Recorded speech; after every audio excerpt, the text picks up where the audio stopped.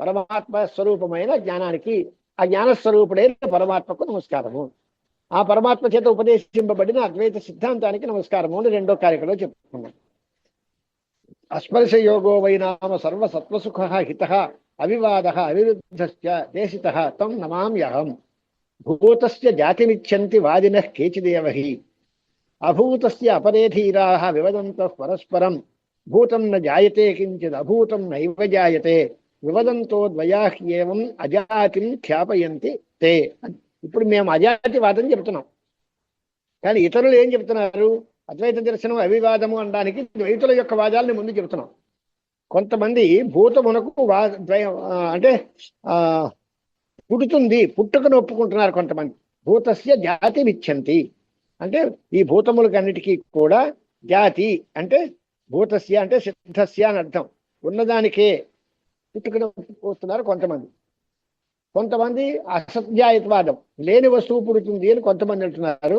కొంతమంది ఉన్న వస్తువునే పుడుతుంది అంటున్నారు. భూతస్య జాతిమిచ్చంతి అని ఒక మాట, అభూతస్య జాతిమిచ్చంతి అని మరొక మాట. ఇప్పుడు మా భూతస్య జాతిమిచ్చంతి అనే దానికి అర్థం ఏమిటి అని అంటే, వాడు ఉన్నదే పుట్టింది, సత్కార్యవాదం అంటాం. తదేవ అంటే ఉన్న వస్తువే వ్యక్తంగా నామరూపాలతో వ్యక్తమవుతోంది, వస్తోంది అని అర్థం. ఉన్న వస్తువే పుడుతోంది అంటే చెట్టు అంతా విత్తనంలో పూర్వం ఉందా లేదా అని ప్రశ్న. విత్తనంలో చెట్టు అంతా సూక్ష్మ రూపంలో ఉంది, అదే బయటికి వ్యక్తమైంది అని కొంతమంది అంటారు. ఇది దానిలో లేదు, ఇప్పుడు కొత్తగా పుట్టింది అని కొంతమంది అంటారు. ఇదేమో అలా లేని వస్తువు కొత్తగా పుడితే మరి విత్తనంలోంచి రావి చెట్టు ఎందుకు మొలలేదు, లేకపోతే మామిడి టెంక పాతే పనస చెట్టు ఎందుకు రాలేదు అని ప్రశ్నలన్నీ మన వాళ్ళ మీద సంధించి మీరు చెప్పింది తప్పు అంటారు. వాళ్ళు వీళ్ళని తప్పు అంటారు. ఉన్నదానికి పుట్టుకేమిటండి అనేవాళ్ళు కొంతమంది, లేనిది ఎలా పుడుతుందండి అనేవాడు ఇంకోడు. అంచేత భూతస్య జాతిమిచ్చంతి వాదిన కేచిత్ అభూతస్య అపరే ధీరాః వివదంతః. ఇలాంటి వీళ్ళందరూ భూతానికి పుట్టుకలేదు, అభూతానికి పుట్టుకలేదు అనేది మనం చెబుతున్నాం. భూతం నజాయతే కించిత్ అంటే ఉన్న వస్తువు పుట్టదు అని కొంతమంది అన్నారు.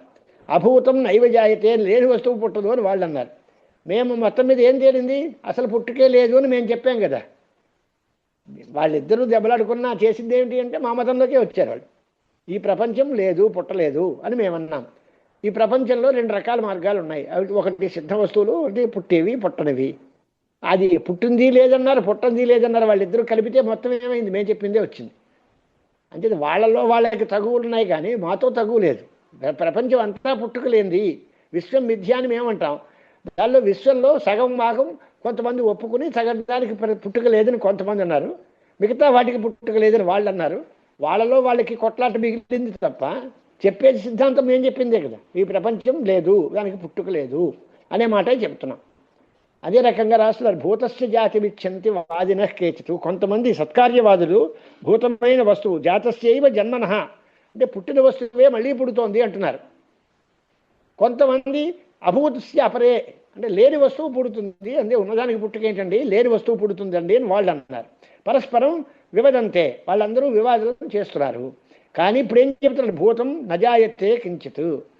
భూతమైనదే పుట్టదు కదా, భూతము అంటే ఉంది, ఉన్నది పుట్టడం ఏంటండి అని వాళ్ళు అన్నారు. లేనిది ఎలా పుడుతుందండి అని వాళ్ళు అంటున్నారు. అంతేత పరస్పరం విరుద్ధంగా కనిపిస్తున్నాయి కదా. భూతం నజాయతే కించిత్ అభూతం నైవ జాయతే వివాదంతః ద్వయాః ఏవహి అజాతిం ఖ్యాపయంతి తే. మొత్తం మీద పుట్టుకలేదు అనే విషయం మాకు తేలుతోంది. మేము చెప్పేది అదే, ఈ ప్రపంచమునకు పుట్టుక లేదు. దీనిలో ఉన్నాయనుకున్న వస్తువులు పుట్టలేదు, లేదు అనుకున్న వస్తువులు పుట్టలేదు. మొత్తం మీద అజాతివాదాన్నే మేము సమర్థిస్తున్నాము. అదే వాళ్ళ యొక్క విరోధానికి పర్యవసానం అదే. వాళ్ళలో వాళ్ళకి తేడాలు ఉన్నాయి తప్ప మాతో వాళ్ళకేమి తేడా లేదు అన్నారు. ఖ్యాప్యమానాం అజాతిం తైహి అనుమోదామహే వయం. వాళ్ళు చెప్పినటువంటి మాటలు మేము హాయిగా ఆనందంగా అంగీకరిస్తాము. సద్వస్తువులకి పుట్టుక లేదు, మంచిది నాయన, బాగా చెప్పేవాడు. అసద్వస్తువులకి పుట్టుక, నువ్వు చెప్పింది బాగానే ఉందయ్యా, మాకు ఎవరితోటి విరోధం లేదు. మొత్తం మీద మీరేం చెప్పారు, రెండు కేటర్లు చెప్పారు, భూతములు అభూతములు రెండు, ఉన్నవి లేనివి. ఉన్నవి పుట్టవు ఏంటండి, ఉన్నవి పుట్టవండి అని వీళ్ళు అన్నారు. బాగుంది అయ్యా, మీ మతం మాకు ఇష్టమే అని. రెండోది లేనివి పుట్టవండి, అది మంచిదే, మాకు అది ఇష్టమే అని. మొత్తం మీద ఏంది దేనికి పుట్టుకలేదు, మొత్తం మీద మాకు అందరికీ అదే ఇష్టం మాకు. కనుక ఖ్యాప్యమాన అజాతిం తైరనుమోదామహే వయం వివదామో నైస్సార్థం అవివాదం నిబోధత. వాళ్ళతో మాకు విరోధము లేదు, వివాదము లేదు, అది ఎలాగో చెప్తాం మేము, వినండి అంట. అజాతస్యైవ ధర్మస్య జాతిమిచ్చంతి వాదినః అజాతో హ్యమృతో ధర్మ మర్త్యతాం కథమేష్యతి అని వాళ్ళ మాట. అజాతమైన ధర్మానికి జాతి వచ్చింది, పుట్టుకొచ్చింది అంటే లేని వస్తువు పుట్టింది అన్నారు. లేని వస్తువు పుడుతుంది అంటే అజాతము అని అంటే పుట్టుక లేనిది మరణం లేనిది అవుతుంది. అది పుట్టింది అంటే మరణం గలది అవుతుంది. మరణం లేని వస్తువు మరణం గలది ఎలా అవుతుందండి? లేని వస్తువు పుట్టింది అంటే పుట్టిక ఉంటే మరణం తప్పదు. జాతస్యకి ధ్రువో మృత్యు అని, పుట్టిన వస్తువు మరణించక తప్పదు. మరి అజాతమైన అమృతమైన వస్తువు దీనికి మళ్ళీ పుట్టుక ఎలా వస్తుంది? పుట్టుకే వస్తే మరణం కావాలి కదా, అప్పుడు అమృతమైనది మర్త్యం ఎలా అవుతుంది? పుట్టుక లేనిది పుట్టుక గలది ఎలా అవుతుంది? మరణం లేనిది మరణం గలది ఎలా అవుతుంది? అంచేత పరస్పరం విరుద్ధంగా ఉంది కనుక ఆ మతం తప్పు. పోనీ అలా కాదండి, నభవతి అమృతం మర్త్యం, అమృతమైనది మర్త్యము కాదు అంటే మరణం లేని దానికి మరణం కుదరదు.